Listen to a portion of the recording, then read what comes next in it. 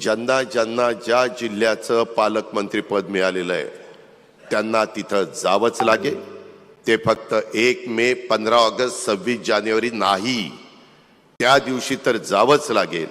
परंतु त्याच्या व्यतिरिक्त त्यांना इतर पण जे काही जिल्हे आणि तालुके दिले जातील आणि तिथं गेल्यावर तिथला जिल्हाध्यक्ष, तिथले प्रमुख पदाधिकारी, आमदार जे आपल्या पक्षाचे आहेत त्यांना बरोबर घेऊन आपल्याला लोकांच्या मध्ये फिरावं लागेल।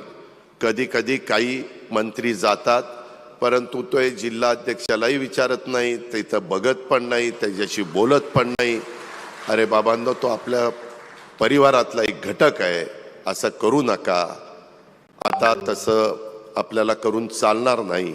माझ्यासहित सगळ्यांना ज्या काही छोट्या मोठ्या चुका होत असतील त्या दुरुस्त कराव्या लागतील, नाहीतर खुर्ची खाली करावी लागेल, एवढीच नोंद आपण सगळ्यांनी घ्या।